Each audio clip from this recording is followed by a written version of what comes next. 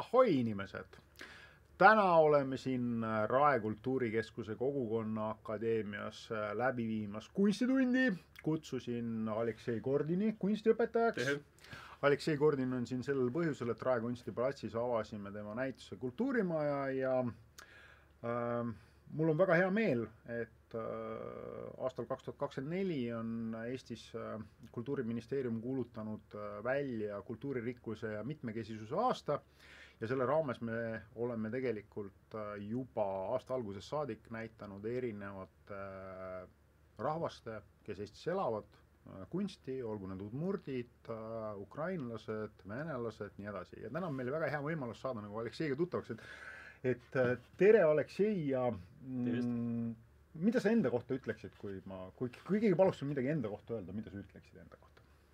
No, raske öelda nagu.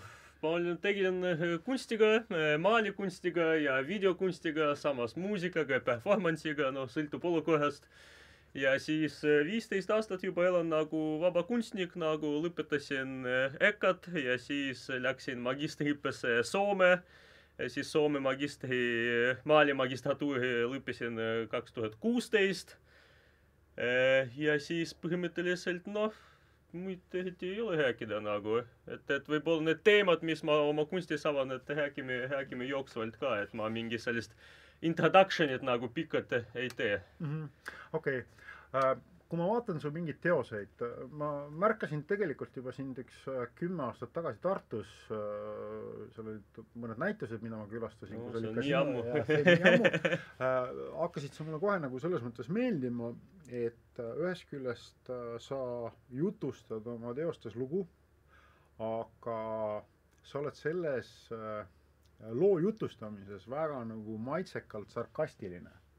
Ja mis mulle väga meeldib, mulle tundub, et sa ei ole nagu maitsekalt sarkastiline ainult nagu teiste suhtes, vaid sa oled iseenda suhtes ka maitsekalt. Jah, iseenda suhtes. Et see nagu selline eneseiroonia ja sarkasm, see on nagu suurepärane, et võib-olla sa kuidagi avad seda, et kas see on nagu mingi selline teadlik teema või see on kuidagi niimoodi läinud või oled sa inimesena, ütleme, sinu psühholoogiline portree on selline, et sa nagu... Kõik kolmas nagu, et ühest otsast võib-olla olen selline inimene, et alati olen nagu selline humoorikas ja sarkastiline nagu, et ma ei tea, kust see tuli, lihtsalt ahenenud olen niimoodi nagu psühholoogiliselt. Ja siis nagu üks teine teema, et ma ei mõtle, et on olemas selline probleem, et tihtipeale nagu elu võetakse väga tõsisemalt. Et ei ole sellest nagu kõrvalt seistes analüüsimist, et võetakse väga literaalselt hästi palju asjad, et näiteks nii peab olema. Aga siis peab alati küsima, aga kes mõtles seda välja, miks just nii peab olema? Ja siis tuleb see huumor ja sarkasm nagu ja eneseiroonia nagu, et see on selline vastus sellele, et asjad, mis me olime harjunud nagu näha ja kuidagi nagu tõsiselt võtma, nad ei ole tegelikult nii tõsised, et kõik võib muutuda hästi kiiresti, et hästi palju praegu isegi nagu poliitiliselt taustal nagu räägitakse väga palju selles, et nagu oli alati nii ja nii peab jääma, et hästi palju sellist Euroopas konservatismi nagu, aga tegelikult need asjad on hästi uued. Et nagu kõik need asjad, mis konservatiivpoliitikud räägivad, näiteks need on hästi uued nagu selliste rahvuse teoloogiad näiteks juba 200 aastat tagasi tegelikult ei olnud. Sest olid igasugused väiksed külad, väiksed rahvused, nagu rahvuse teoloogiad ei olnud. See on selline nagu lihtsalt huvitav mõtlemine nagu, et need asjad, millest praegu me nagu mõtleme, nagu nad on alati olnud, tegelikult neid ei olnud. Ja siis peab alati neid asjad nagu poliitikas, sotsioloogias alati nagu küsida, kuidas see oli ennem ja kuidas on praegu. Ja siis nagu minu arust see huumor ja iroonia ja nagu see peeglisse vaatamine aitab selles mõttes nagu, et kui sa kogu aeg vaatab ennast ja siis küsid nagu, kus ma olen, kes ma olen ja kui sa teed seal veel huumoriga, siis on veel parem, sest huumor annab natuke distantseerida sellest, mis on nagu tõsine. Ja tegelikult nagu ma ei taha, et liiga palju tõsiseid asju olnud üldiselt elus nagu. maailmas tehakse minu arust kõige suuremaid lollusi just väga tõsiste nägudega nagu. Absoluutselt, jah. et ja siis klounid on tegelikult kõige sellised nagu kõige targad ja kõige traagilisemad inimesed tavaliselt. et see on päris hea, et sa selle klouni teema nagu sisse tõid või. Et mul oli kuidagi eile oli üks vestlus selline tõsine, kus ma siis rääkisin sellest, et keisri seisukohalt on kõik kunstnikud, lauljad, kirjanikud, et on alati klounid. Et imperaatori seisukohalt või, et selles mõttes, et ja kõige naljakam selle asja juures on, et kui panna see jumala perspektiivi, et siis see imperaator on ka kloun. Nagu, et see on nagu mõõduteema. Aga vot see imperaator ongi see inimene, kes sümboliseerib seda tõsisust nagu. Ja siis kunstnik on alati nagu peegeldab midagi ja siis ta näeb, et võib-olla need asjad ei ole sellised nii tõsised, nagu keiser tahab neid näidata. Aga kas sa nagu, ütleme selles mõttes, et kunstnikuna ise tunnetad ka seda, et sa oled mõnikord nagu see kloun? Nagu, absoluutselt, jah. Või sa tunnetad seda kogu aeg või? No näiteks, kui mul on siin näitusel all on näiteks selline sehe nagu Delfi kommentaarid nagu ja siis nende kommentaaride lugedes tulebki see mõte nagu, et inimeste silmades kunstnikud ongi klounid nagu, et no inimeste silmades nad on ikka purkisitojad nagu. No purkisitojad, aga see on ka klounaad nagu. Et vaata, see on nagu puhas klounaad põhimõtteliselt, et kunstniku jaoks klounaadi taga on mingi kontseptuaalne mõte ja mingi narratiiv on olemas, aga inimesed kahjuks seda narratiivi ei näe, sest nad enamasti ei oska seda kunstikeelt rääkida eriti. Ja no vot, siin ongi nagu see, et miks me seda võib-olla taskuhäälingut ka teeme, et kuidagi võib-olla avada seda kunstikeelt või siis kuidagi anda võimalus seda kunstikeelt nagu omandada. See ongi nagu hästi raske, et selles mõttes, et kui sa näiteks mõtled selle peale, et ma ei tea, mis ajani näiteks mina oma kunstiõpingutes koolis jõudsin, selles mõttes, et võib-olla me neid impressioniste seal käsitlesime, võib-olla ei käsitlenud, ma ei usu isegi tegelikult, sest minu nagu kooli lõpp jääb sinna Nõukogude aja lõppu ja Eesti Vabariiki veel ei olnud, et Eesti Vabariigi tulekuks oli minu õppisin, kui Eesti Vabariik oli juba 15 aastat ja siis sama lugu, et kunstiajalugu koolis lõppes Van Goghiga põhimõtteliselt. Ja siis mis pärast juhtus, keegi ei rääkinud. Ja isegi kui me käisime näiteks Tallinnas mingi näitustele, siis alati ikka klassikalistele näitustele, mitte kaasaegse kunstinäitustele. Sest õpetajal ei osanud ka seda keelt, et inimestele rääkida, õpilastele rääkida, et millest ta räägib nagu. Ja see on selles mõttes päris huvitav, et tegelikult ega see natukene puudutab ka kaasaegset süvamuusikat, natukene puudutab ka kaasaegset kirjandust nagu, et võib-olla natukene puudutab ka kaasaegset, ütleme, sükest audiovisuaalset kunsti ja näiteks kui me praegu kutsuksime mõne inimese siia, kes tegeleb kaasaegse tantsuga, siis tema ütleks, et issand jumal, et te olete nagu väga heas seisus, et me, ma ei tea, kas nüüd kehalise kasvatuse tundides vist natukene proovitakse ka seda tantsu poolt avada, aga et väga paljud sellised, ütleme, kaasaegse kultuuri erinevad väljundid on selles kotis, et inimesed ei oska seda keelt ja siis on nagu alati nagu lihtsam natukene mõelda, et tegu on mingite toladega või klounidega või ja seal minu jaoks see nagu see keerulisem osa on nagu see, et ühest küljest on, kui sa oled väga tugev isiksus, siis sa oled võimeline psühholoogilises plaanis kandma seda klouni nagu rolli. Aga kui sa ei ole, et selles mõttes, et jällegi, et kui sa ei ole see tugev isiksus siis sa oled tõsine. Jah, siis sa oled tõsine ja teine asi on see, et näiteks ütleme, et kaasaegses kultuuris on hästi palju ka sellist nagu radikaliseerumist. Et kus võetakse mingi ideoloogia alla ja hakatakse kõigi suunas nagu tulistama, et selles mõttes, et vaimses plaanis. Ja seal on minu arust see üks paljudest põhjustest on ka see, et seda, kuidas seda öelda, seda traagilist nagu klouni nagu rolli ei suudeta tegelikult nagu kanda, sest et psühholoogilises plaanis on see ikkagi väga keeruline, et kõik inimesed ju tahavad seda, et neid võetakse tõsiselt nagu, et selles mõttes, et mina tahan seda, sina tahad, Aleksei, seda, on ju, et see, noh, ei saa ju kogu aeg mõelda selle peale, et noh, ma olen lihtsalt mingi tola, on ju, kuigi kultuurikeskuse juhatajana olen ma täpselt samasugune kloun, nagu on kunstnikud, kirjanikud, muusikud, nii et siin tuleb nagu kahjuks mu staatus on sama keisri positsioonil. Nagu, et selles mõttes, et aga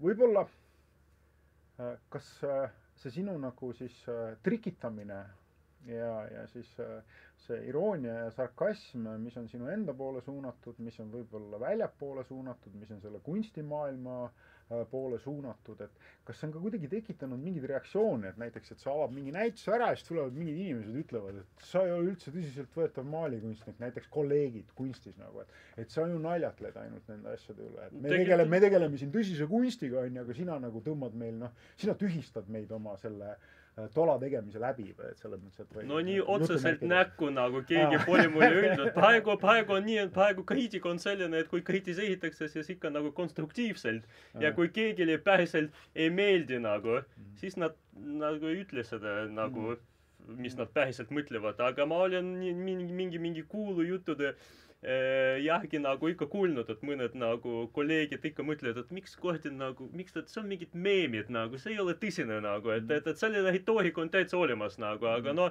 võib-olla näkku nagu keegi ütles seda, sest inimesed tagavad ikka nagu, me samas paadis olime, ikka teeme kunsti, aga no nad võib-olla saavad aru, et kunst on ju erinev nagu, et ei saa niimoodi lihtsalt meeldi või ei meeldi, niimoodi kunstist ei räägita. Maale ja Aleksei Kordini fotosi saab nagu tulla Raekoja kunstiplatsi vaatama, aga tulge vaatama, et aga räägi sellest performance ja video teemast, et mis see, kas sa oled sellega kogu aeg tegelenud, siin on küll ainult üks teos kahjuks väljas, aga kas see video ja ütleme see perfokad nagu need on sul kogu aeg jooksnud niimoodi paralleelselt või on see mingi uuem teema sul? No ma ei tea, mulle meeldib niimoodi, et nagu kui ma ei ehistu neid kaks asjad nagu elamist ja kunsti tegemist, et see performatiivne praktika ongi selline nagu, et ma tahan päris elus ka mingit huvitavat sekkumist nagu teha ja siis muidugi ma seda pean dokumenteerida ja siis nagu see videoformaat on kuidagi sümpaatne nagu, et nad ei ole nagu päris filmid, nad ei ole videokunst, no 100% videokunst, nad ongi sellised mingid performatiivsed nagu etteastumised, mis on lindistatud ja siis natuke töödeldatud ja monteeritud, et see on põhimõtteliselt nagu videokunst, kinokunst, performance nagu ja siis no ma pole võib-olla terve elu sellega tegelenud. Ma ikka nagu kõik lapsed ikka joonistavad, siis ma ikka joonistasin, maalisin, siis kui ma olin magistratuuris Helsingis, siis ma hakkasin juba mingisugused sellised performatiivsed asjad nagu ette viia. Et üks esimene projekt mul oli selline, et ma märkasin, et ma kunstnikuna tahan nagu katsuda teisi kunstnike töid, aga nagu muuseumites ja galeriides on nagu keelatud põhimõtteliselt. Ja siis, aga mul nagu kunstnik on alati huvi, et kuidas see tüüp tegi seal, et ma katsutan natuke nagu mingid asjad nagu kas on, mis materjal see on. Ja siis ma mõtlen, et okei, ma lähen igal pool ja filmin seda. Ja siis ma olin sellest nagu monteeritud sellist filmi nagu, kus ma puudutan igasugust kunstiteosed muuseumites ja galeriides nagu igal pool, kus ma olen reisinud ja käinud, siis ma puudutasin, kui mind huvitab tõesti see tehnika nagu. Ja siis lõppude lõpus ma mõtlesin, et tegelikult mitte mina puudutasin kunsti, vaid kunst puudutas mind ja lõppude lõpus. Ja see on üks selline nagu videoprojekt ja siis ma hakkasin nagu teisi tegema. Et lihtsalt mulle mõnikord meeldivad mingid konkreetsed kohad. Et mul on mingi selline seos tekitab selle kohaga. Tavaliselt need on sellised huvitavad mahajäetud kohad, nagu kohad, mis ei ole nagu obviously nagu nähtavad teistele inimestele, sest nende mahajäetud kohtade suhtes on selline huvitav vaatlus, et nad on nagu galeriid. Galeriid on hästi raske leida. Enamus inimesi, kes ei huvita kunsti ja nad ei otsi neid sihipäraselt, siis nad ei leia neid galeriisid. See on hästi selline kinnine keskkond ja põhimõtteliselt mahajäetud kohad ka. Et sinna tulevad inimesed ennast väljendama, joonistama seintel midagi, puhustada aknaid nagu kui kõrini, siis sa lähed puhustad aknaid. Ja siis ja need on hästi raske leidav. Ja siis ma mõtlesin, et ma hakkan tegema sellised perfokad mahajäetud kohtades nagu.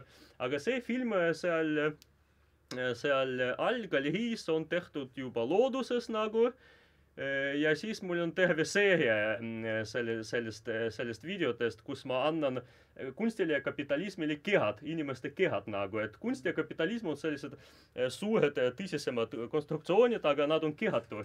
Ja siis nende filmidega ma mõtlesin, et ma annan neile sellised huvitavad kehad nagu. Ja tavaliselt ma nagu kasutan hästi palju neid sellised absurdsed klišeelikud nagu tegelasi, nagu seal on loom ja metsjaht. Ja siis nad nagu see kapitalism nagu on jahimees ja siis see kunstnik on loom.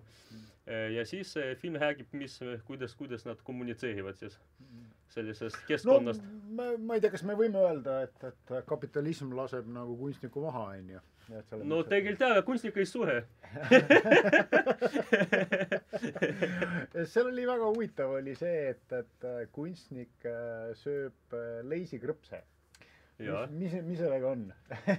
No näiteks ma juba ütlesin, et ma hästi palju kasutan neid sellised klišeelikud sümboleid nagu ja minu arust, kui me räägime kapitalismist, siis nagu roheline leis on üks nagu suur sümbol nagu Coca-Cola ja Snickers ja siis roheline leis on minu isikliku mälestuse järgi on selline kapitalismi sümbol, sest kui ma veel väike laps olin, siis ma esimest korda reisisin Moskvasse nagu ja siis seal Tomskis, kus me elasime, ei olnud veel neid krõpsu ja kõik need Euroopa ja Ameerika neid kapitalismi viljaid nagu.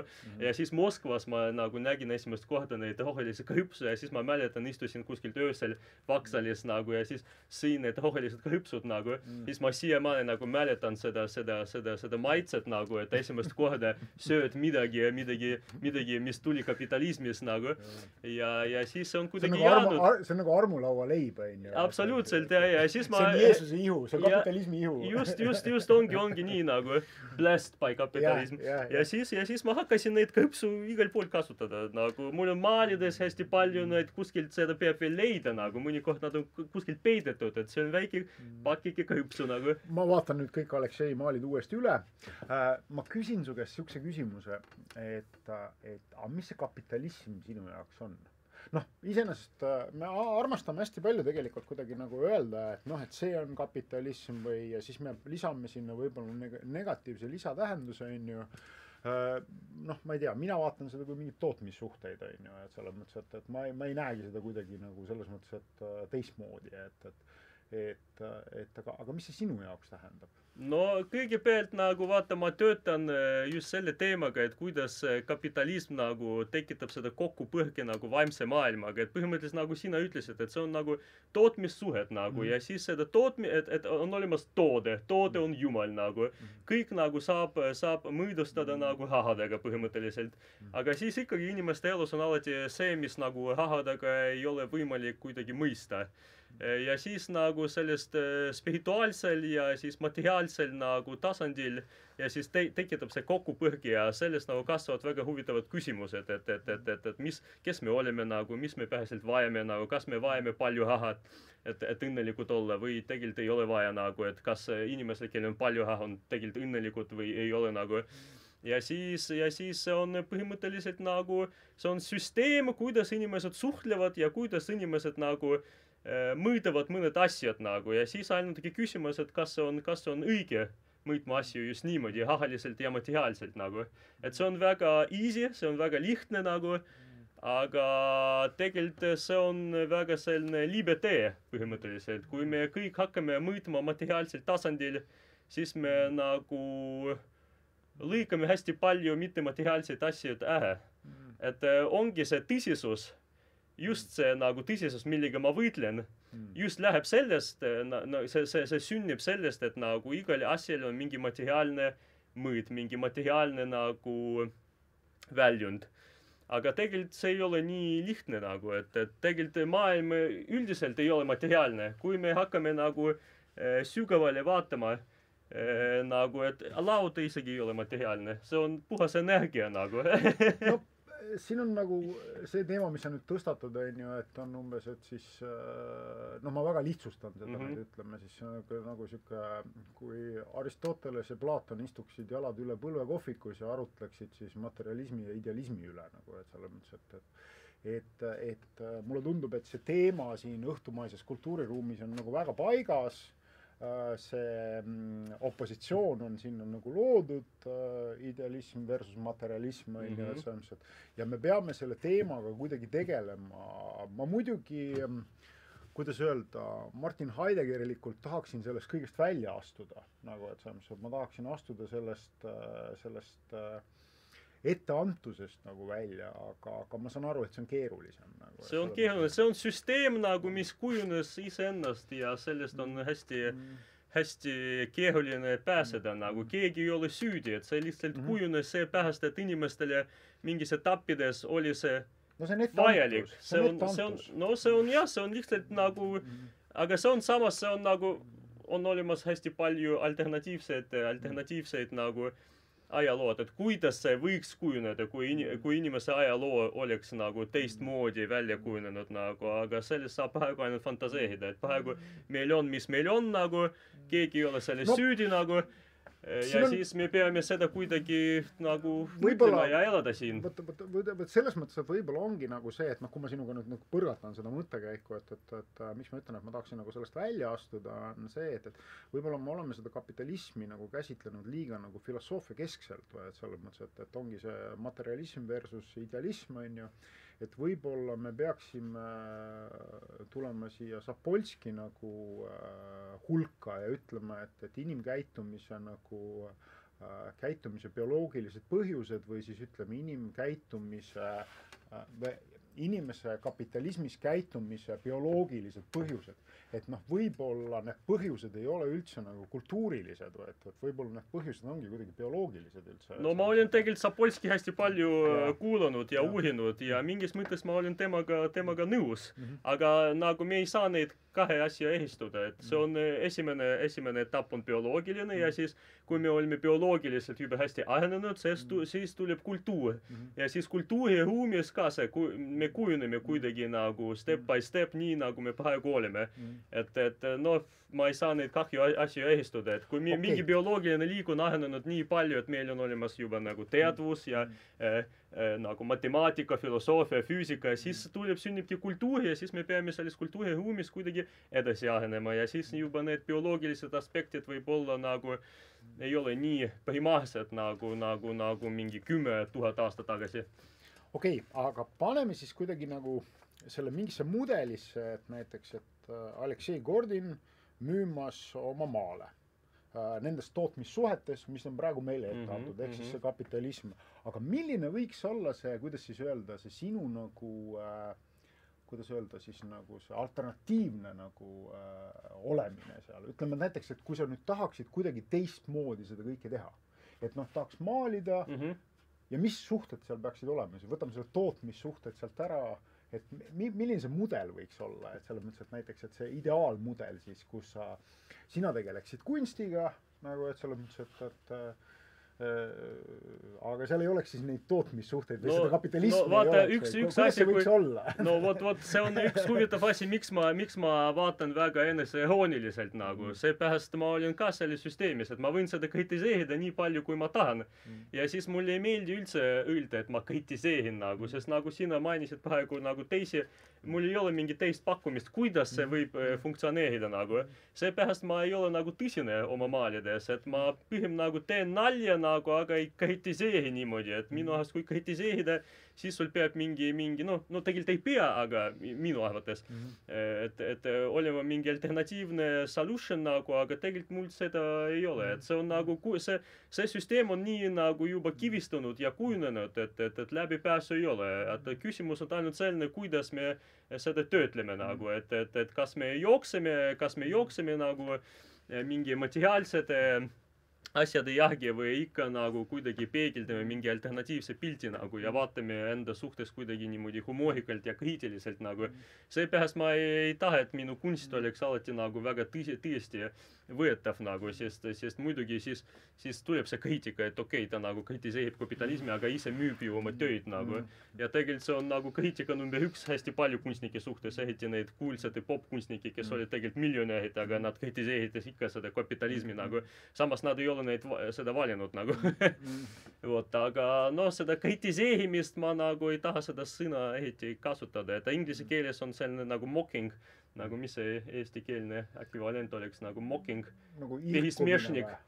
Nagu ilkumine. No võib-olla, see ei ole kritiseerimine, ilkumine võib-olla ja just seepärast, et ma saan aru, et see minu positsioon on ka üsna absurdne, et mulle ei meeldi kapitalism, aga muidugi mulle meeldib, kui mul on raha, et ma pean arvet maksta ja siis ma tahan normaalselt kuidagi välja näha ja mõnikord maailma näha ka nagu ja siis ainult raha lubavad seda teha.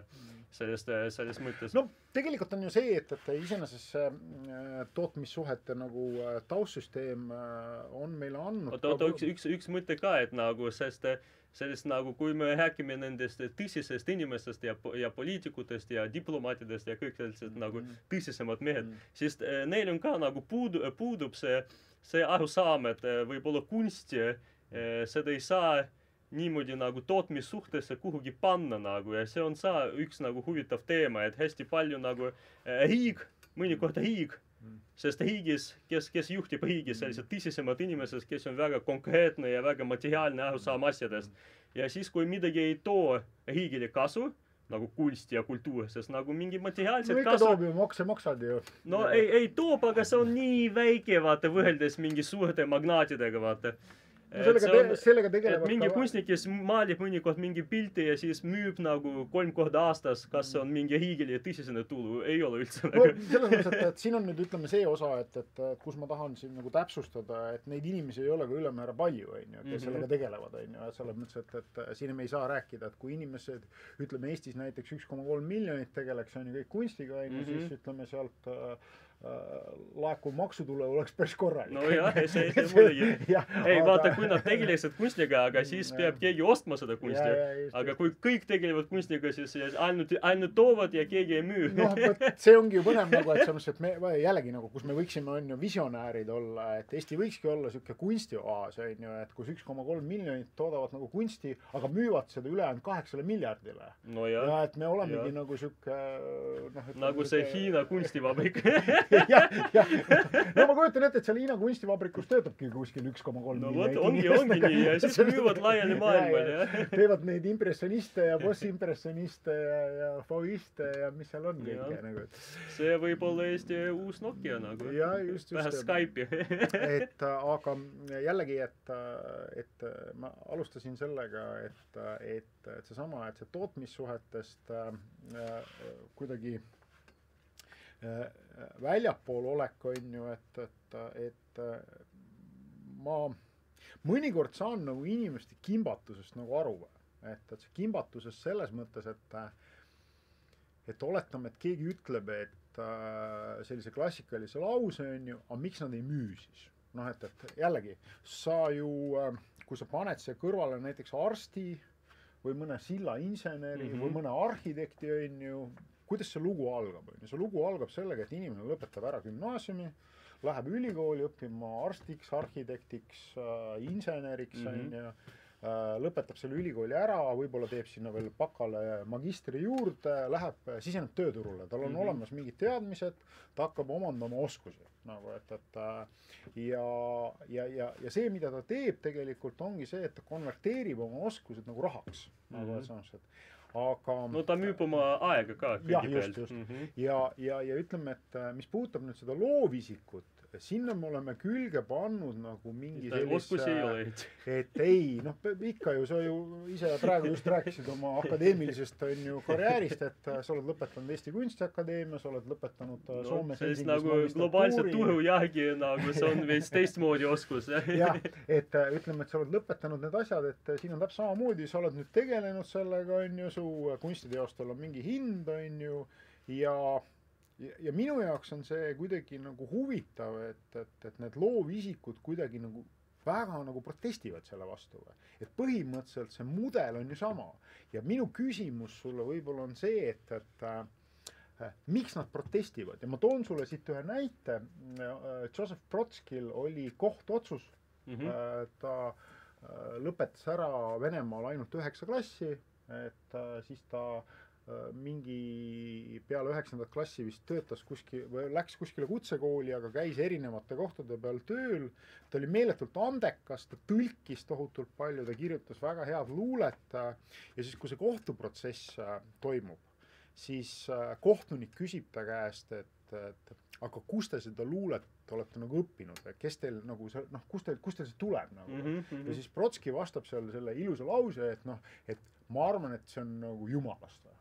Ja mulle tundub, et kunstnikud väga palju nagu nüüd, kuidas siis öelda, abstraheerivad selle nagu selle jumala poolt antusega, et noh, seesama anne või loominguline teema on ju, et see ei allu nendele nagu, kuidas öelda, nende tootmissuhete nagu kategooriale, vaid me peame siia sisse tooma mingi metafüüsika, mis seletab selle kõik ära. Nagu, ja siis on mul nagu, noh, siis ongi nagu, noh, see on nõme ja see on nõme ja noh, et selles mõttes, et mulle tundub, et võib-olla siin kunstnikud peaksid lihtsalt mõtlema nagu Nietzsche, et jumal on surnud, et selles mõttes, et ja me oleme sellistes tootmissuhetes. No ja mingi probleem olekski nagu läbi. Ma ise ei mõtle, et on olemas mingi jumala anne, et mina olin täitsa selles mõttes Nietzsche pooldaja, et ma ise ei saa öelda, et mina olen mingi andekas või andekam kui keegi teine nagu, et lihtsalt nagu mulle meeldib öelda, et põhimõtteliselt kunstnik on nagu ta on invaliid, ta ei oska midagi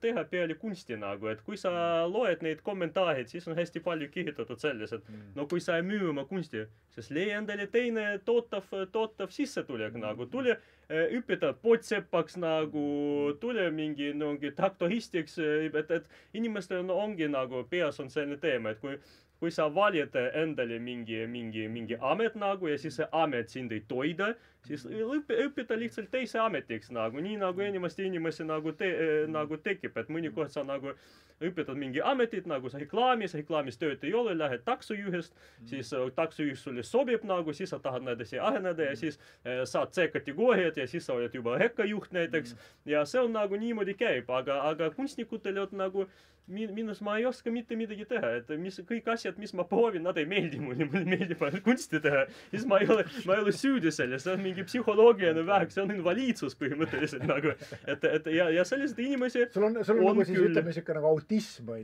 Autism, jah, just, et tavaliselt ongi kunstiinimesed, nad ei oska isegi nagu, no mitte midagi teha, nad tahavad stuudios istuda ja teha kunsti nagu, neil on suhtlusprobleemid nagu, igal pool on mingid probleemid, nad ei ole nagu piisavalt ahenenud selle elu jaoks nagu ja siis on hea, et olemas nagu kunst. Aga samas nagu noh, kunsti võrreldes nagu mingi sillainženeeriga või traktoristiga nagu, mis kunstil väga raske nagu jälle materiaalselt hindama nagu. Kui sa oled sillainženeer ja siis sa ehitad silla ja siis inimesed kasutavad seda, autod sõidavad, sild ei kuku nagu, siis sa oled nagu hea spetsialist, tubli nagu, aga kunsti ei saa niimoodi mõõta üldse nagu. Kui sa teed mingi maali, ehiti mingi abstraktse maali, kus ei ole kujutatud mingid ilusad naised või inglid nagu, mingid värvid nagu, midagi jookseb siin nagu, et kuidas seda hindama, kui sa teed mingi ruumilist häälinstallatsiooni nagu, kuidas hindama seda materiaalselt, vot see ongi probleem nagu, et seda ei saa müüa kellelegi, sest keegi seda ei vaja põhimõtteliselt, see on selline nagu ajutine elamus, mis juhtub konkreetses ajas, konkreetses kohas, aga tegelikult et natuke distantseerida sellest nagu jamast, mis maailmas toimub kogu aeg. Me vajame seda kogemust, me vajame minna mingi ruumi, kus on mingi huvitav objekt nagu, mis nagu räägib mingis teises keeles, mingis uues keeles, mida me võiksime nagu pähe õppida. Aga mingi materiaalsel tasandil, no seda on väga raske kuidagi hinnata. Selles ongi probleem nagu. Sa kirjeldasid väga hästi ära ühe paljudest põhjustest, miks ma käin näitusid vaatamas. Et ma käin näitusid vaatamas. See on eskapism. Jaa, see on eskapism ühest küljest, aga ma käin näitusi vaatamas kahel lihtsal põhjusel. Esimene põhjus on see, et empaatia. Ma sisenen, kui ma näiteks lähen Aleksei näitust vaatama, ma sisenen Aleksei sellesse mingisse keeleruumi, mõtteruumi ja teine asi on see abstraheerimisvõime. nagu, et selles mõttes, et ehk ma siis abstraheerin erinevatel teemadel, miks Aleksei mõtleb nii, nagu ta mõtleb või väljendab või loob, nagu ta loob. Tihtipeale ma pean tunnistama, et kunstisaalis ma saan ka sellist informatsiooni, mida ma ei ole võimeline mõistma. Aga see ei ärrita mind. Et ma võtan, ma kuidagi inimesena arvan, et ma olen nagu adekvaatne ja ma võtan selle positsiooni, et kui ma loen nagu Einsteini relatiivsusteooriast, siis ma tegelikult ka ei saa mitte midagi aru. Aga ma ei hakka rääkima, et Einstein on purkisiituja. Et et see ongi nagu võib-olla see vahe nagu, et miks peab inimene käima nagu erinevates ruumides, vaatama, kohtuma nende loominguliste aktidega, nägema seda natukene nagu laiemalt või, ehk siis tal kaob ära lõpuks see nagu see, kuidas öelda, see tõsikindel hoiak, et et see tõsidus või. Et ta võib ka nagu mõelda, et okei, aga ma ei saa aru, aga täitsa lahe. Et see ongi nagu, et järelikult ma pean siin, mul on siin nagu see arenemiskoht olemas. Ja see on lahe selles mõttes, et inimesed tihti nad mõtlevad, et kõik teised inimesed mõtlevad samamoodi. See on väga suur eksimus nagu ja just näitusel käimine ja kultuuri tarbimine aitab nagu just sellega kaasa, et teised inimesed ei mõtle nagu sina, nad võib-olla mõtlevad nii, et sa üldse ei saa aru, aga siis tuleb see järgmine samm, et see empaatia, et kuidas neid aru saada, et pole mitte vihkada, vaid õppida kuidagi seda keelt nagu, et muidugi kui sulle tuleb mingi itaaliane ja hakkab itaalia keeles sulle midagi rääkida, siis see ähitab sind, siis sa ei saa itaalia keelest aru. Et kunstiga on põhimõtteliselt samamoodi. Jaa, just. Aga kui sa natuke kuulad Itaalia räppi ja hakkad seda tõlkima, siis ei ole nii šokeeriv enam. Hakkad juba aru saama, bella. Ja. Et kuidas sul seal tootmissuhete maailmas üldse läheb? Ma ei taha muidugi küsida, et palju see teine vaatas, aga lihtsalt, et kas sa saad oma kunsti tegemisega nagu hakkama? No enam-vähem saan ja, et viimased, ma ei tea, mingi 7-8 aastat ma pole mingit teisi tööd teinud. No võib-olla mingid väiksed haltuurad olnud, aga ikka kunstimaailma seostus nagu. Ja siis saab ikka, aga ainuke asi, et see ei ole stabiilne lihtsalt, et see on kuidas veab, et mul nagu meeldib, et kui inimesel on mingi, ta käib tööl, tal on mingi stabiilne sissetulek, et igakuiselt sa tead, et kui sa praegu nagu baaris ostad mingi paar õlle, siis sa tead, et järgmisel kuul sul tuleb veel raha nagu, et sa ostad veel 2.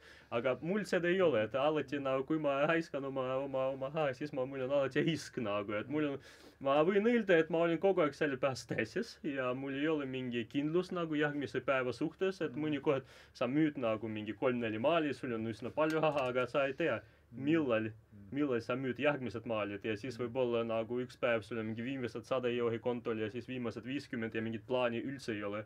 Et sa lihtsalt loodad, et võib-olla kõik läheb hästi, võib-olla tuleb mingi huvitatud isik ja ostab, et selles mõttes sa ei saa üldse oma nii-öelda aega ja elu väga hästi plaanida, näiteks mõnikord sõbrad nagu kirjutavad, kutsuvad, et lähme reisile nagu 3 kuu pärast, aga siis sa nagu ei saa seda lubada, kas sul on raha või ei ole. Kui tulevad, siis ma lähen reisi, kui ei tule, siis ma jään kodus nagu ja siis sa ei saa isegi normaalse inimestega funktsioneerida kuidagi, et sa ei saa mitte midagi lubada nagu. Aga samas nagu ma ka enda suhtes ei ole kindel, kas ma üldse tahan midagi planeerida. Et maailm on nii muutuv ja siis, kui ma juba sellise kivistumisega võitlen, siis võib-olla ei tasu midagi planeerida. Siis võib-olla see asi, et mul ei ole mingi konkreetsemad sissetulekuid ja ei ole seda kindlustustunnet, võib-olla see isegi aitab kaasa kunsti tootmisele nii-öelda. Et kui kõik on liiga stabiilne, siis võib-olla sa hakkad mingi muude dimensioonidega mõtlema juba. See ei ole võib-olla isegi hea. Minu arust võiks nagu vähem stabiilsust üldse elus olla. No ütleme, et ma just praegu mõtlesin, et kui Nassim Taleb nüüd seda kuulaks, siis ta isegi nagu aplodeeriks või, et tema raamat Antihaprus, antihrupkost on just kuidagi üles ehitatud sellele, et need inimesed on siis nagu antihaprad, kes ei saa nagu palgatööl palka või. Ja ta toob nagu näite, et just selle vitaalsuse seisukohalt, et Londoni taksojuht ja mingi börsimaakler, et summa summarum nende sissetulekud on umbes samad. Lihtsalt see taksojuht on tunduvalt vitaalsem. Et kui see taksojuht kaotab näiteks töö, siis ta saab mingis muus kontekstis väga kiiresti edasi hakkama, sest et ta on harjunud sellega, et see kõik on ebastabiilne. Kui börsitüüp nagu kaotab töö, kes on võib-olla 10 aastat seal tööpind kogu aeg ühtede samad asjadega tegelenud, siis tema jaoks on see maailma lõpp, loodame, et ta ei tee seal korralda selle amoki jooksu ja 2 usiga lase kõik teised börsimaaklerid maha, et see on nagu trauma või tõeline. Ja selles mõttes on võib-olla sinu nagu sel mõttekäigul jumet just seal Nassim Talebi nagu võtmes või, et see on, et ta kuidagi nagu toob seda välja, et noh, tema jaoks kõige rõvedam asi siin maailmas on üldse palgatöö. Nagu, tal on isegi mingi aforism, et sünd, palgatöö ja surm nagu, et see on nagu budismis on, et sünd, kannatus ja surm nagu või. No samas kui me mõtleme sellest, kui näiteks taksojuhid ja mingid hästi palju teised palgatöölased kaduvad pildist tähe, siis nagu elu lõpeb nagu, me kõik nagu tajume seda immediately, aga kui mingi börsitüüp kadub ähe, ja nagu kui no kui me börsil ei mängi, jah. Siis midagi tavainimestele mitte midagi ei muuta nagu, et keegi ei märka seda nagu. Aga kui ükskord mingi bussijuhid ja siis kokkad nagu ühel päeval lihtsalt kaduvad ja ei tule tööle, siis me kõik teame sellest nagu, see on suur probleem, aga kui mingid need börsitüübid nagu, kui nad kaduvad ühes päeva, siis nagu keegi mitte midagi ei märka. Et ma saan aru, et praegu Eesti Kunstnike Liit, sa kuulud Eesti Kunstnike Liitu? Tegelikult ei ole. Okay. Et Eesti Kunstnike Liit praegu tegeleb selle haigekassa teemaga väga tõsiselt, et sotsiaalne kindlustatus nagu, et sul on haigekassa liikmekaart? No ajutiselt on, aga varsti see kadub ja siis jälle ilma kindlustuseta ja tavaliselt see niimoodi ka hüppab nagu, et mõnikord kindlustust on, mõnikord ei ole nagu. On olemas igasugused stipendiumid ka, mis nagu kattavad seda kindlustust mingiks ajaks, aga sa oled õnnelik, kui sul midagi juhtub ja siis oled kindlustatud.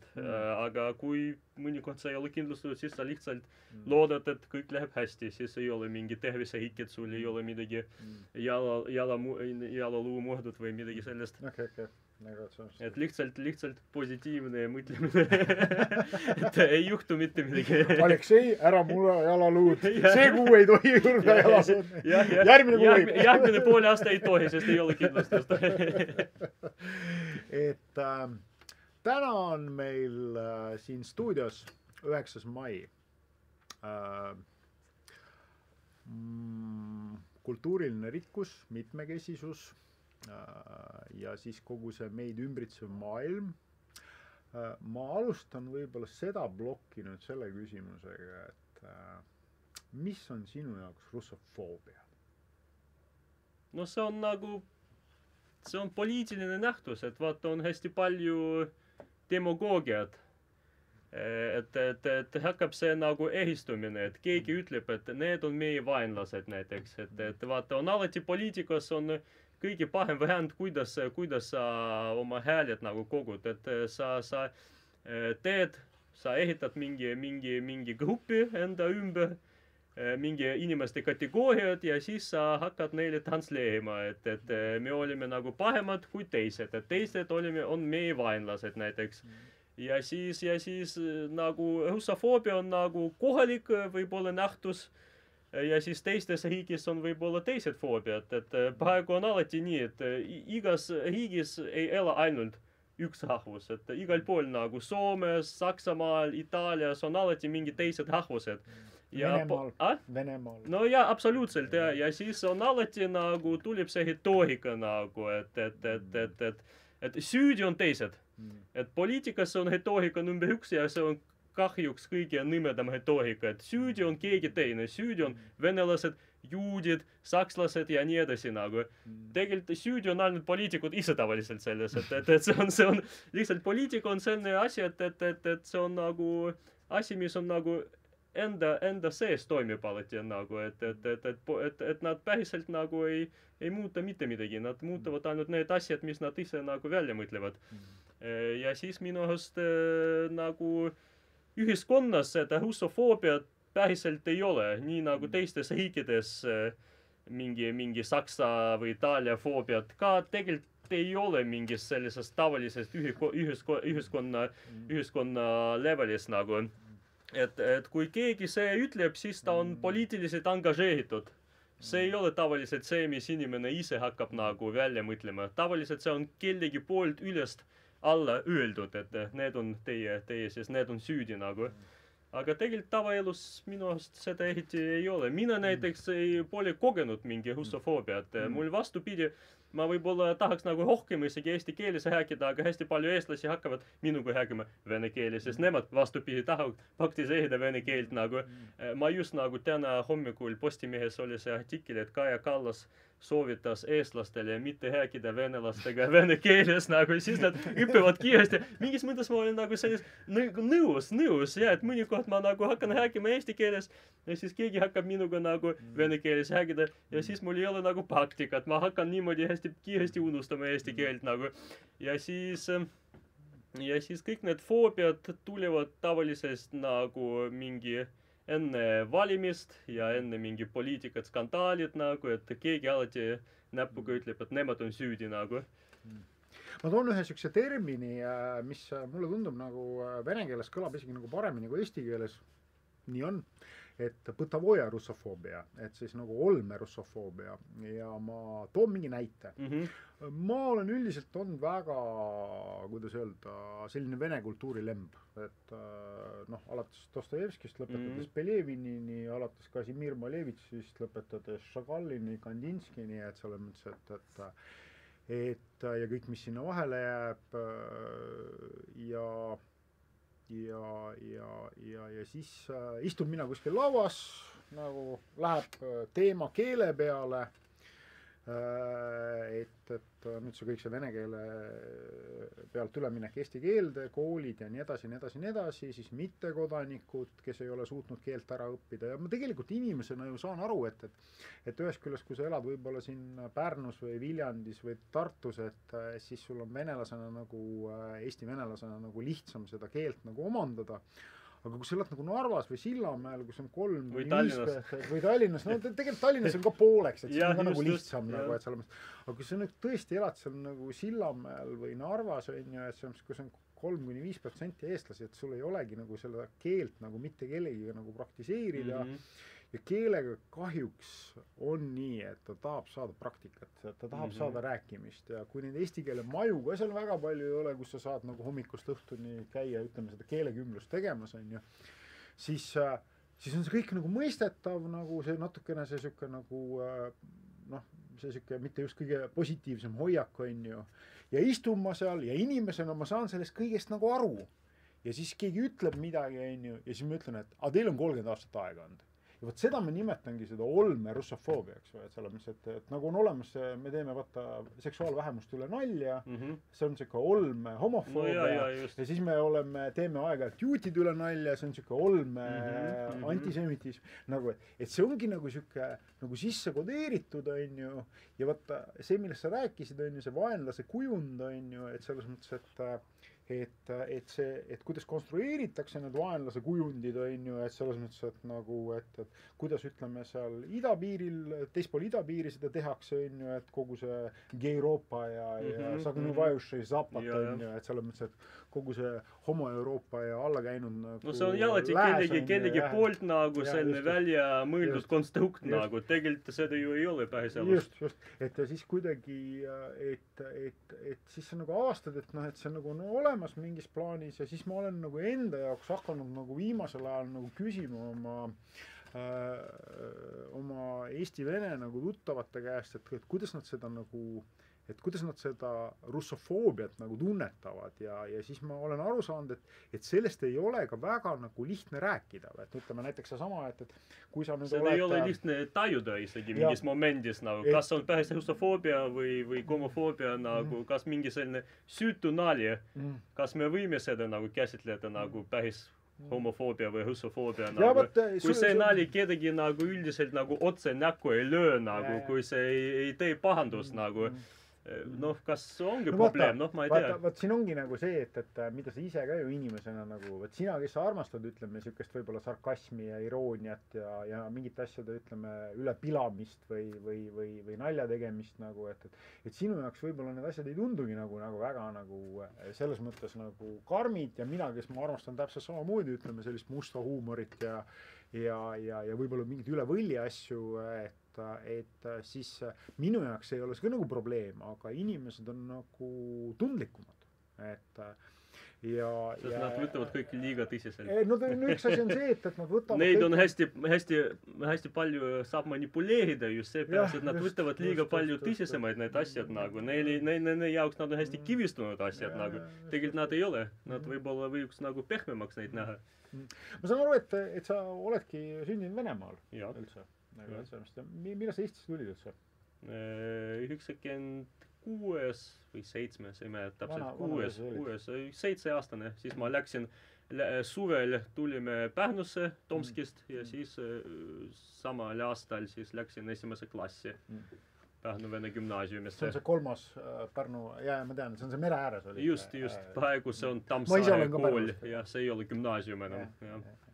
See on just see kool, kus ei saanud mingit eesti keele õpet normaalselt. Et aga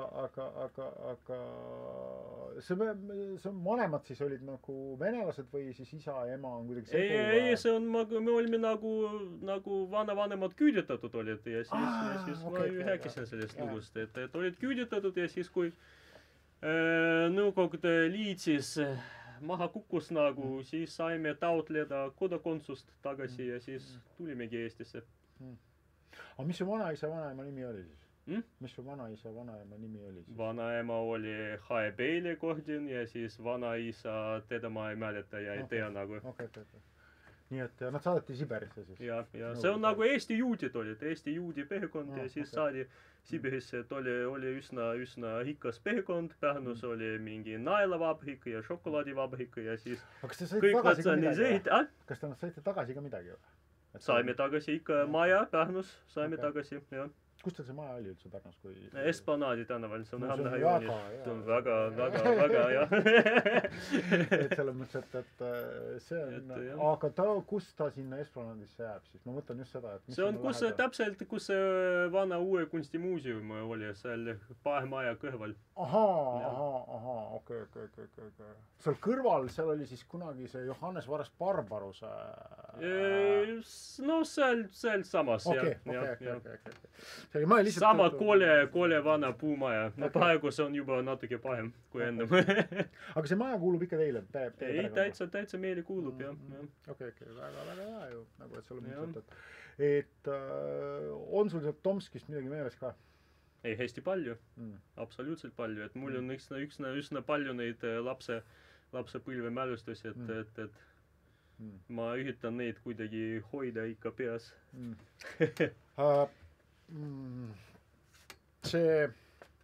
Oled sa nüüd hiljem, ma ei tea, kas siis enne 2014. aastat või peale seda nagu käinud ka Tomskis? Ei, seal ei olnud mingi põhjus nagu tagasi minna, aga ma nagu alati mõtlesin selles, et mul oleks väga huvitav sinna minna, aga ma olen liiga palju ootanud ja ei käinud ja praegu võib-olla see ei ole enam kahjuks võimalik. Et võib-olla paremad ajad tulevad siis raudselt. Aga mul oli vähemalt väga huvitav, kui see minu tänav ja minu maa ilmus Google Mapsis vähemalt mingi 5 aastat tagasi. Siis ma võiksin vähem niimoodi reisida seal. Ja näha oma aknaid ja... Aga oled sa, ma mõtlen nüüd enne seda sõda, et selles mõttes, et Venemaal ka mingid näitusi teinud Peterburis, Moskvas? Ma olen teinud Moskvas ühe näitust. See oli kuraatori projekt, Evi Pärn kureeris seda ja siis oli põhimõtteliselt selline Eesti kunsti ülevaate näitus. Seal enamasti hästi palju nagu tuntud Eesti kunstnikuid oli. Ja see oli Moskvas Galerist-Triumf nagu. Ja siis paar aasta pärast tahtsime ühes teises linnas seda koheldada, aga siis poliitiline olukord juba läks halvemini ja siis tekitas juba mingid küsimusi ja siis saatkond nagu keelas seda sponseerimist ja siis teine näitust ei juhtunud nagu. Vot, aga jah, 2016, jah, just. Sest ennem see Vene saatkond oli nagu aitamas seda näitust koheldamas, aga pärast aastat 2016 ja see näitus oli Moskvas. Pärast oli asjad kehvemaks ja kehvemaks läinud ja 2018 juba see polnud koostöö juba võimalik kahjuks. Ja praegu kujutame ette, et juba täitsa pole võimalik. Jaa, ei, seda maailm on hulluks minemas ja et siin nagu kahjuks seda nagu võimalust nüüd, seda kultuurilist võimalust nagu kohtuda ei ole, et ilmselt kõik needki vähe vabadust armastavad inimesed on lahkunud. Ja praegu siis ilmselt see, ega seal ei olegi seda, kui sul on see Z-kultuur seal, nagu nad nimetavad, et selles mõttes, ega sul ei olegi seal midagi suhestada. Et mida sa seal nagu, et see on ikkagi selline, jällegi minu põlvkonnal on see hea kogemus olemas, et me oleme ju igasugust nõukogudeaegset saasta pidanud nagu selles mõttes, et nagu tarbima, et selles mõttes, et mis puudutab kunsti ja mis puudutab kirjandust ja et seal oli ikkagi olemas mingi seltskond inimesi, kes siis ikkagi olid sellised väga võimutruud ja treisid täpselt neid lugusid ja pilte ja Lenini päid nii palju, kui neid vaja oli. Et selles mõttes, et aga kas sa inimesena näiteks tunnetad ka üldse mingit nagu, et emake Venemaa või kas sul on kuidagi mingi siuke nagu, on sul üldse nagu siukest tunnet nagu siukest nagu, et sa vaatad ka Venemaad kui ühte võimalust nagu, kodumaa nagu, et sa oled ju seal sündinud ja... No ma olen seal sündinud, aga ma ei ütleks, et see on nagu, ma võtan seda, see on raske küsimus, mul ei olegi kodumaad nagu ma olin ise juut nagu, sündisin Venemaalt, elan Eestis. See on väga halb kombinatsioon, jah. Ja räägin 3 keelt nagu igapäevaselt nagu ja siis minu arust see nagu küsimus sellest, et kus on kodumaa ei ole praegu üldse relevantne nagu, et see on jälle nagu, kui mingi inimene nagu tunnetab seda mingi kodumaad ja oma nii-öelda nagu natsionaalsust, sel inimesel on väga lihtne manipuleerida nagu poliitilisel tasandil nagu, et minu arust praegusel globaalsel maailmal ei ole üldse seda küsimust, et mis rahvusest sa oled, et kus on sinu kodumaa nagu, et meie kodumaa ongi maailm nagu, et kõik need piirid ongi kunstiliselt välja mõeldud ja siis nad muutuvad hästi kiiresti ka nagu, need piirid ei ole nagu mingi primaarne kivistanud nagu värk.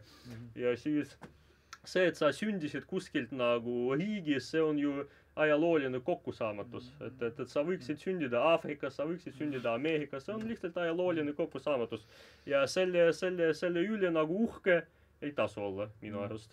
Aga kindlasti ma olen vene kultuuri osaliselt kandja nagu, selles mõttes, et ma ju kirjutan ja joonistan ja siis ma kasutan seda vene keelt hästi palju nagu ja siis pool aega ma iga suhtlen vene keeles nagu ja siis ma tarbin vene kultuuri ka nagu, et ma kuulan nagu vene muusikat hästi palju ja vaatan vene filme nagu ja siis kultuurilises mõttes muidugi on ja et mind huvitab, mis nagu vene kultuurimaastikus toimub.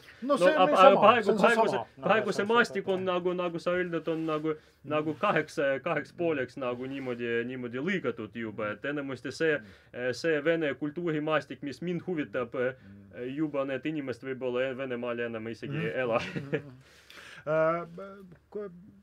Kuidas sa seda nagu osa tunnetad, et kuidas nagu Eesti-Vene kultuuril läheb, et selles mõttes, et mina nagu olen nagu väga vaimustunud, et selles mõttes, et sinu tegemised, rääkisime just sellest Katjast, aita mulle nüüd perekonnanimi. Novitškova, et selles mõttes, et siis Miša Panfilov nagu, et bändid. Siis mina ka ei saa nagu öelda, et see on mingi vene kultuur Eestis. See on lihtsalt vene keeles räägivad inimesed, kes lihtsalt teevad mingi kultuuri ja võib-olla nende nagu juured on Venemaal ja siis muidugi see mõjub nende kunsti tegemist nagu, aga ma ei ütle, et meil on Eestis mingi selline kultuurne klaster üldse eksisteerib, mis on nagu raudselt selline vene kultuur Eestis. See on võib-olla lihtsalt kultuur, aga see on lihtsalt tehtud nende inimeste poolt, kes on ajaloolise kokkusaamatuse järgi on sündinud ja rääginud vene keeles. Nad ei ole seda valinud nagu nii-öelda. aga selles mõttes, et no ju praegu ju käib nagu siuke suur möll, on ju, et mis puudutab Vene teatrit ja mis puudutab ma juba käisin ETV-s hiljuti sellest rääkida, Vene teatri ümbernimestamist ja just. Et see praegu sama jutt nagu hakkab jälle tulema. Okei. Et mis sinu, kahjuks ma ei vaadanud seda, et selles mõttes, et mis sinu ettepanek oli? Majakovski nimel. Ei, minu ettepanek oli, et mul ei ole nagu vastu mitte midagi, et las nagu mulle ei mängi rolli, mis nimi see kannab, aga minu kommentaar selles telesaates oli ka selline, et see peab olema nagu ikka institutsiooni otsus, kui institutsioon ise nagu mõtleb, et see sõna Vene ei vasta juba kaasaegsele nõudmisele nagu, siis võib-olla nad ise seda muutuvad, aga kui mingi kahtlane tüüp kuskilt Riigikogus ütleb, et te peate seda nimi muuta, see on kahtlane jutt, see on jälle see poliitiline nagu häälte kogunemine, et me jälle nagu mõtleme, et okei, see on vale sõna, see on vale rahvus, see on vale keel nagu. Aga kui tegelikult, siis ma rääkisin Toomaniga ka, siis ta on mainitud, et nad ise nagu, ja siis Vene muuseum ka nagu, Vene muuseumisse esindaja mainis ka, et juba nad ise mõtlevad selles, et võib-olla nad vahetavad seda nimi, sest nad ei ole nagu ainult Vene kultuuri kandjad nii-öelda, seal on hästi palju igasugused rahvusvahelisi projekte nagu. Siin on väga hea nagu tähelepanek, et ma just ise kuidagi olen mõelnud aina rohkem ja rohkem sellele, et me määratleme kõik vene keelt kõnelevad inimesed venelasteks. Aga just, mina näiteks, mina ei ole venelane. Et see ongi nagu kõige suurem viga üldse, mida me teeme nagu, et meil oli just enne Alekseid oli Vene kunstnike ühenduse näitus Eestis ja tegelikult nad oma selles Vene kunstnike ühenduse üks nagu siis see parameeter on see, et need kunstnikud räägivad vene keeles lihtsalt. Et ilmselt seal, või mitte ilmselt, seal ongi valgevenelased, ukrainlased, leedukaid osa, et seal on juute, et Venemaa inimesi nagu, et ja komisid, marisid, mis oli kõige huvitavam minu jaoks, et kuna meil see käib see kogu see asi aasta alguses saadik nagu, et saanud, et siis meil oli komi kunstnikud, komikunstnik ja jällegi, et tal oli nagu marist naine, meie sugulusrahvad omavahel räägivad vene keeles ja tegelikult nad olid ka vene kodanikud, kellel oli väga pikaajaline nagu elamisluba Eestis. Nagu, nii et meil on, ma arvan, et siin mingi asi nagu, ja ma oleks siiralt õnnelik, kui see, ütleme, see kultuuririkkuse ja mitmekesisuse aasta paneks meid natukene nagu mõtlema nagu laiemalt, et iga kord, kui me tahame selle, kuidas öelda, selle lauaga nagu vajutada venelased, on ju, siis me natuke mõtleksime, et mida me tegelikult mõtleme selle all. Et need on lihtsalt inimesed, kes räägivad vene keeles. Ongi kõik. Nagu, ja siis hakkame minema, on ju, et kes on see ja siis me avastame, et hakkad neid hõõruma igalt poolt, on ju, ja siis avastad, et tegelikult need juured on kuskilt mujal. Ja ütleme, et on veel mingid inimesed, on ju, kes on sinusugused globalistid, on ju, et see on, et kel läheb üldse see korda. Kes saab aru, et praegu on meil tegelikult tõsisemate asjadegagi tegeleda siin selles maailmas, kui rääkida oma mingitest ajaloolistest territooriumitest ja piiridest. Nagu selles mõttes, et kui me paneme kogu selle situatsiooni siin 8 miljardit inimest, loodus, teadlaste tähelepanekud mingite asjade suunas, et paneme siin nagu lauale, et siis mulle tundub, et see selline jauramine mingi geograafia ümber nagu on suhteliselt jabur, aga jällegi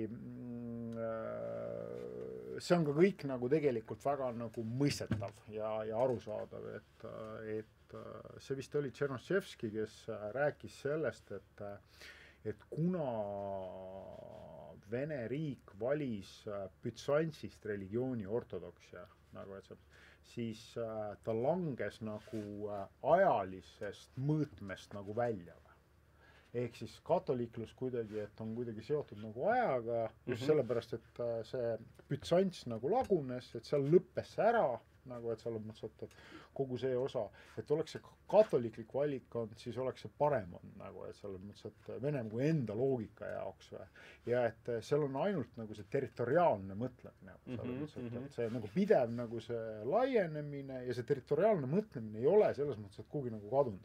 Et see oli minu jaoks päris nagu huvitav nagu ja see ongi nagu see, et me peaksime ise ka nagu natukene nagu võib-olla sellest nagu sellest nagu mõtlemisest nagu välja tulema, et see, et ühest küljest nagu ongi vaata see ka, et miks ma küsin su käest, on ju, et noh, et seesama Venemaa, et kas see tekitab üldse sinus mingeid emotsioone ja sa ütled, et ei, et noh, lihtsalt, et noh, see ongi, lihtsalt nii on juhtunud, nagu, et selles mõttes, et ma oleks võinud sündida ka Lätis. Just, ja see ongi nagu tegelikult ka see, mis näiteks inimesi nagu väga eristab, et selles mõttes, et okei. Mida sa võib-olla lõpetuseks, mida sa inimestele soovid üldse? Et niimoodi laias maailmas, et see on sellised, nüüd hakkavad tulema need sellised lõpuküsimused, et mida sa inimestele soovid ja mida sa endale soovid? No sellelt aastalt, mis nüüd veel siin käib. Ma isegi ei tea, mis ma soovitaks inimestele, nagu inimestele soovitaks käia rohkem näitusel, et ahendada empaatiat ja siis rohkem iseseisvalt abstraheerima, rohkem kasutama seda võimalust eskapismist nagu ja siis vähem nii-öelda kuulda neid poliitilisi manipuleerijaid nagu võib-olla ja vähem mõelda sellisest lokaalsetest asjadest nagu alusta nagu mõtle globaalselt ja siis tegutse lokaalselt, seda ma võiksin soovitada nagu vot. Ja mida sa endale võiksid soovitada? Ma ei tea nagu, mul ei ole eriti midagi soovida endale nagu, et no just sel momendil nagu ma olen hakkan nagu väsima juba mõtisklemisest nagu ja poliitilisest jutustusest ja siis nagu ma ei oska, võib-olla paar päeva pärast nagu ma algusel mainisin, et mul on mõnikord täitsa tühi pea ja siis paar päeva pärast ma ärkan üles ja mõtlen, ahah, ma pean seda endale soovitada nagu. Ja. Mina soovin sulle igatahes siis nendes tootmissuhetes edukust. No seda vot just, sina võib-olla soovid mulle, mina ise ei tahtnud endale seda soovitada, see oleks kahtlane. Et ma saan aru, et peale seda, kui me näitusi olime ära avanud, järgmisel päeval juba tunti Aleksei maalide ostmise vastu huvi, et see on ainult tegelikult see ei arenenud kuhugi. Tegelikult see ei arenenud kuhugi. Võtame selle teema jälle üles. Kas ta ei arenenud sellepärast, et keegi ei võtnud ühendust? Ei, keegi ei võtnud mingi ühendust. Okei, selge. Võib-olla võtab, ma ei tea. Võib-olla võtab veel. Näitus on avatud 26-ndani. Ja olge siis, kuidas öelda, empaatilised ja abstraheerimisvõimelised.